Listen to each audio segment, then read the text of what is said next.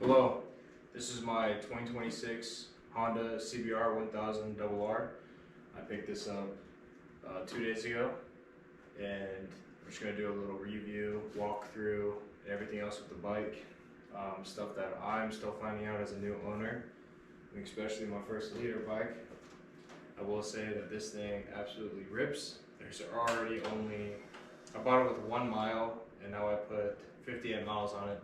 So it's not even through the full break-in period yet. But I was told after you break it in about 300 to 500 miles, then you can open it up a lot more. And I guess something to do with electronics will allow you to actually use the bike as its purpose, as a leader bike.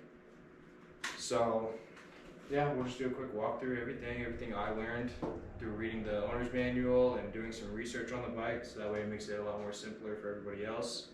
Because every time I try to look up a video on this bike, it's either 2025, which I don't think there's much of a difference, but majority of the reviews of the bike is not really showing people exactly how to use the track apps, how to go through the menu and everything else.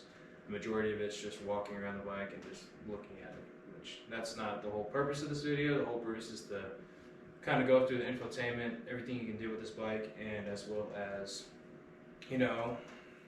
learn about it, I guess, as you would say. But yeah, let's get right into it. And then yeah, thank you guys for watching. So if you guys want more content like this, just let me know in the comments. Like the video, subscribe. Still kind of very new to this whole YouTube thing. I do majority of my posting on Instagram and TikTok. So I'm gonna just start giving this a try. So yeah, let me know what you guys think of the bike. Alright, as of right now, I'm currently on the bike, as you can tell. The seat inches of this bike I cannot remember, but all I know is if you're above my height, which I'm like 5'6", 5'7", you'll be perfectly fine. So I'm literally on my tippy toes on both sides of the bike. And yeah, it kind of sucks, but it is what it is. So let's go through this infotainment. You get a nice little Honda startup screen, and then from here you have to put the side stand up so that way you get rid of that, so that we can actually look in there. So now you have here a lap button. So as you can see, there's currently no lap thing displayed, but if you hold the lap, it will display a mode, which is circuit mode, and then all you have to do is tap it and it starts recording your lap. So as it starts recording your lap, let's say you just finished doing your lap, hit the button, and then it will just reset every time in your settings. So then you hold it,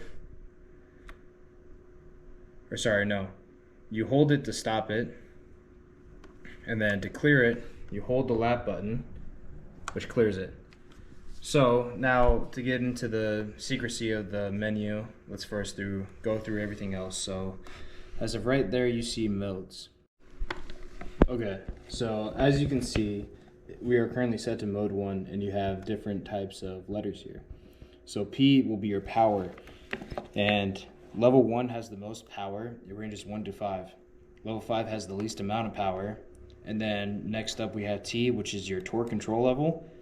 It has 10 setting levels. Available settings range from 0 to 9. Level 1 is the minimum torque control level. Level 9 is the maximum torque control level. And level 0 deactivates turn off torque control. When the T value is set to 0, the W value automatically changes to 0. The W value next to the T is your wheelie control level.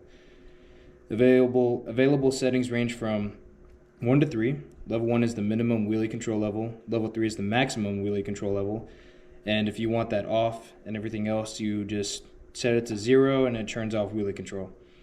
Then right next to that you have engine brake level. It has 1 to 3 settings. Level 1 has the strongest engine braking effect, and level 3 has the weakest engine braking effect. So those are all your values and what they mean for your modes. So let's say you want to start going through it. So right now you click through mode. As you can see, it highlights what you're on. So we'll go back to here. So mode 1, it's like the automatic mode that comes with can't really change the modes. I'm not sure about that. All I know is you can change your user settings. So mode 1 is set to these values. Then you go up on the select button to move them around. So mode 2 is your next set of values. Mode 3, which is the lowest settings, the highest torque values, the most wheelie control, and the least amount of engine braking. And then user 1 is whatever you want to set it to. So let's say you want to set it up, you hold the mode button, it'll highlight, and then from there you go through the select button and then you select through it what you want. So you just go mode, keep going, so then just continue, and then from there you're done.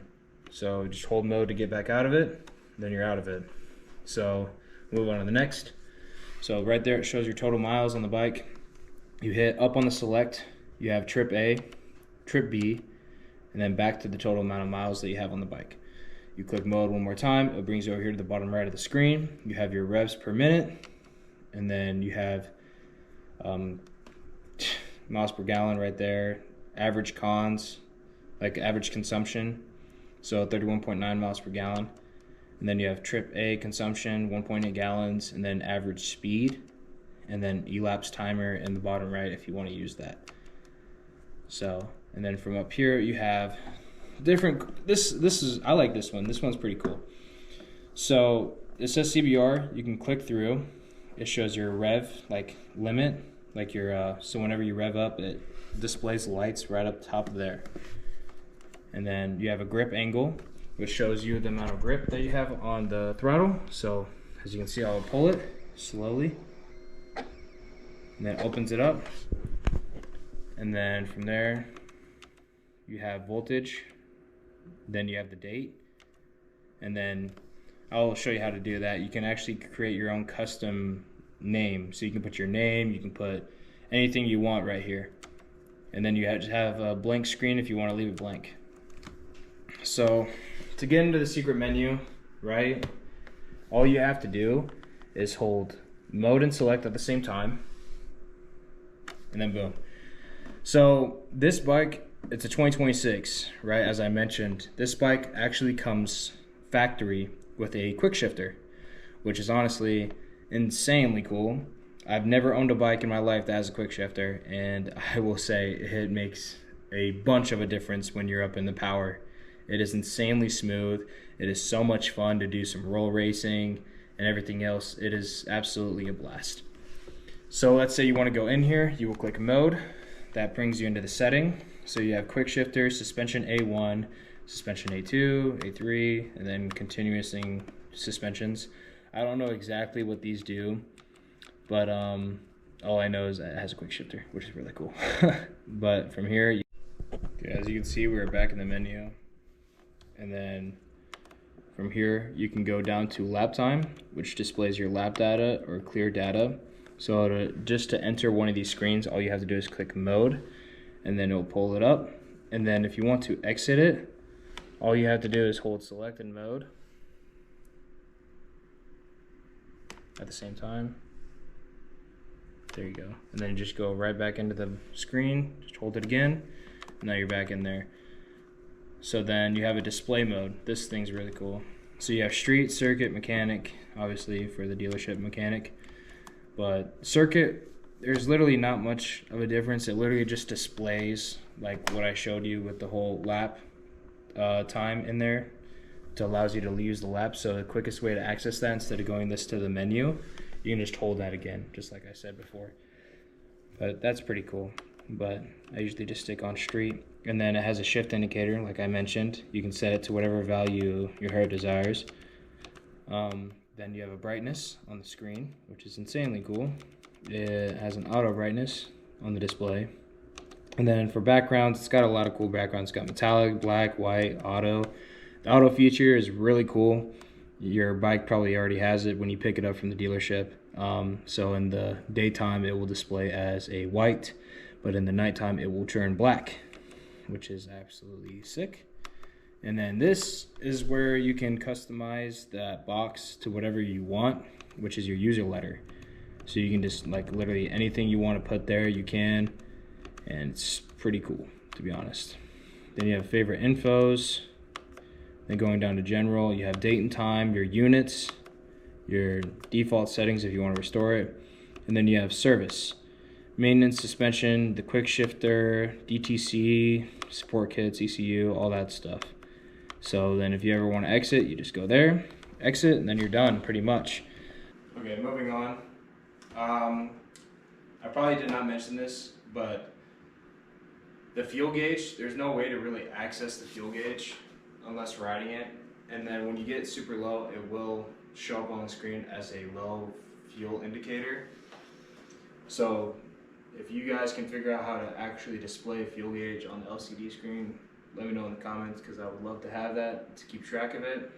But going on about this bike, the stock exhaust, it's actually really not that bad. It is chunky, I will say it's chunky, but when you're in the higher RPMs with this bike, that thing, it sounds non-existent.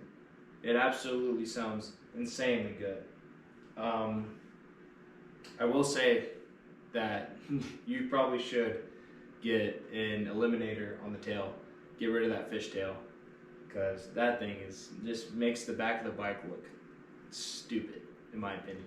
But other than that, this bike is absolutely a blast. Like I said, I've only owned it for 2 days. I've only put like 57 miles on it, and yeah, this thing's honestly insane. And the fact that it comes stock with a quick shifter is absolutely lovely, because I know quick shifters are a must if you like tracking your bike and racing your bike and everything else. So it is definitely a must to have. So I will give this thing a little start for you guys so you guys can hear what it sounds like with a stock exhaust. But yeah, let's do it.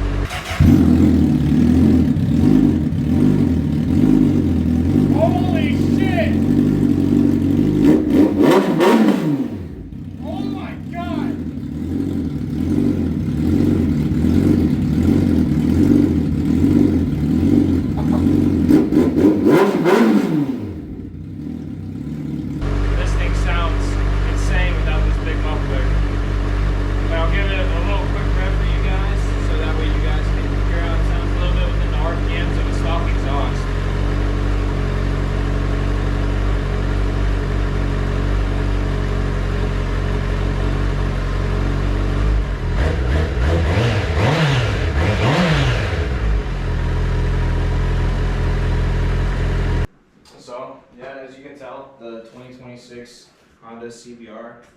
I just showed you guys through the main screen LCD display that you guys hear with the stock exhaust and everything else. Other than that, I would definitely recommend this bike. This bike is absolutely insane. Like I said, it's my first leader bike I've ever owned, and this thing is a death trap. But what I mean by death trap, I mean like a fun death trap. It's absolutely fun. The electronics are a bit overkill because it really destroys that feeling when you connect with the bike. Because I will say, when you get on it in first gear, which I can't really say much because the bike isn't broken in fully, but getting on it in first gear, it really does have a doggish, slowish power underneath 7,000 RPMs. But if you hold that throttle all the way and you're past 7,000, the front wheel will start to lift. This bike is absolutely insane. It's absolutely a unit, that's for sure. Yeah. If you guys like more of this content and want to see POVs of the bike and little slip-on mods and little accessories here and there, just let me know in the comments and I'll do more of that. So, yeah, thank you guys for watching.